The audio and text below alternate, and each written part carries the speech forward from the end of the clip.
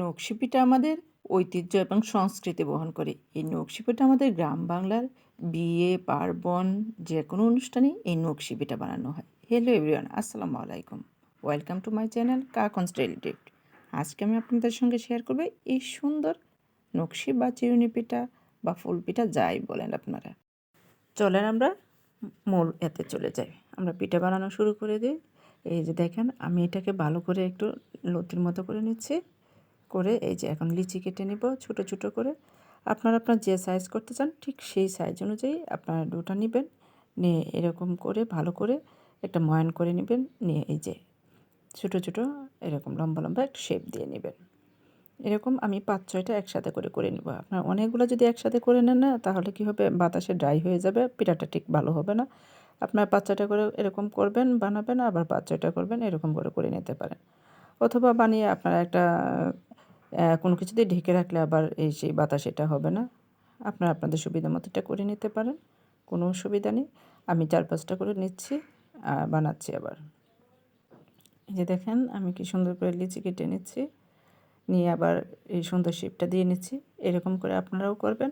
এই পিঠাটা আপনারা ৫ মাস ৬ মাস একটা এয়ারপড বক্সে ভরে রেখে দিতে পারবেন ভেজে। আর ভাজাটা অবশ্যই একটু ভালো করে ভাজবেন তেলে দিয়ে। এটা খেজুর গুড়ের সাথে একটু এলাচি সাথে দিয়ে যে শিরা করে খান না, অনেক মজা লাগে। একবারে রসে টইটম্বর হয়ে থাকে, মুখে দেওয়ার সাথে সাথে একবারে মিলিয়ে যায়, এত টেস্ট হয় এটা। একবার আপনার বাসায় ট্রাই করে দেখতে পারেন। এই যে আমি এটা দিয়েছি, একটা পরিষ্কার চিরুনি নেবেন। পরিষ্কার চিরুনি দিয়ে যে মোটা দাঁতওয়ালা সাইডটা আছে না, ওইটা দিয়ে আপনারা বানাবেন। এই যে আমি একটু টেস্ট করে দিচ্ছি হাতে।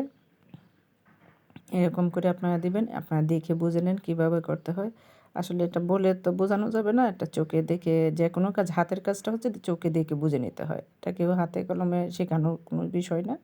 আপনারা দেখে দেখে করে নেন। দেখেন আমি কীভাবে উঠিয়ে নিচ্ছি আস্তে আস্তে করে। অবশ্যই চিরুনিতে তেল দিয়ে নেবেন, না হয় লেগে যাবে, উঠবে না। চিরুনিতে তেল দিয়ে আপনারা এই কাজটা করে নেবেন। এই যে আমি হাতে এটা চাপ দিয়ে এখন লাগিয়ে দিব। আপনারা একটু তেল দিয়ে পানি দিয়ে নিতে পারেন এই সাইড দিয়ে, তাহলে এটা জোড়া লেগে যাবে, তাড়াতাড়ি খুলবে না। তবে আমি আস্তে আস্তে, যারা নতুন তারা এই কাজটা করবেন, আর পুরাতন যারা তারা পানি দিয়েও করতে পারেন, এমনিও করতে পারেন। তারা তো অভিজ্ঞ, তাদের আর সমস্যা হবে না। এই যে আমি আরেকটা করে আপনাদেরকে দেখিয়ে দিচ্ছি কীভাবে করতে হয়। ঠিক সেম প্রসেসে আপনারা সব কয়টা পিঠা করে নেবেন, করে বানিয়ে নেবেন। দেখবেন আর কোনো সমস্যা হবে না। এই পিঠাটা আপনার ছোটো বাচ্চারাও বানাতে পারে। আমার মেয়ে ছোট, কিন্তু সেও বানাতে পারে আমার সাথে সাথে। এটা যারা নকশাটা করতে জানে না বা করতে না, কিন্তু তার ইচ্ছা আছে নকশি পিঠা খাওয়ার, তারা ঠিক এই প্রসেসে পিঠাটা বানিয়ে খেতে পারেন। ডিজাইনটা ভিন্ন, কিন্তু খেতে তো স্বাদ সব কটা একই রকম। কিন্তু আমরা বিভিন্ন ডিজাইনের এই নকশি পিঠাগুলো বানাই, খাওয়ার স্বাদ সেম।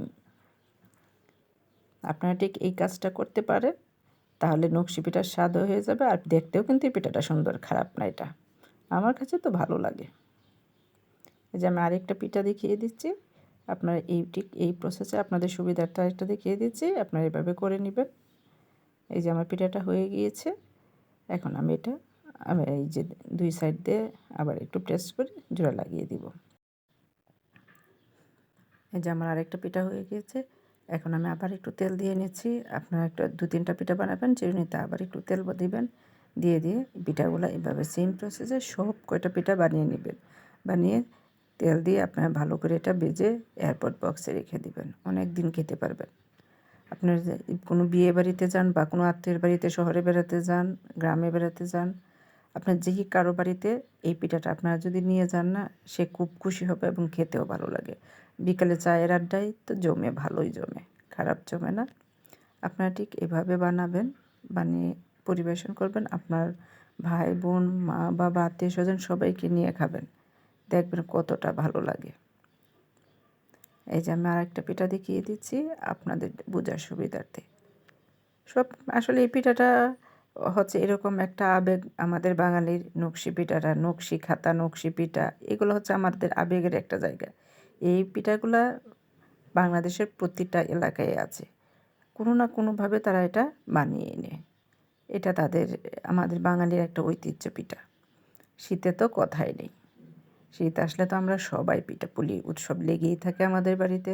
কোনো না কোনো পিঠা সকাল গ্রামের বাড়িতে সকাল হইলে ধুম পড়ে যায় একটা ভোর রাত থেকে, যে এই বাড়ি ওই বাড়ি পিঠা করতেছে, পিঠা বানাচ্ছে, কি ভালোই না লাগে। আমরা তো একবারে ভোর রাত থেকে শুরু করে দিতাম পিঠা বানানো। নকশি পিঠা যেদিন বানানো হতো, এই যে দেখেন আমার পিঠা সব কয়টা বানানো হয়ে গেছে। এই পিঠাগুলো তেলে ভাজলেই খাওয়ার উপযোগী হয়ে যাবে। আপনারা সব কয়টা পিঠা তেলে ভেজে নেবেন। আমার চ্যানেলটা যদি কেউ সাবস্ক্রাইব করে না থাকেন, প্লিজ সাবস্ক্রাইব করে দেবেন, লাইক কমেন্ট শেয়ার করবেন যদি ভালো লাগে। Thanks for watching my videos. এভাবে আপনারা আমার পাশে থাকবেন, ভালো থাকবেন। আসসালামু আলাইকুম, টাটা, বাই বাই।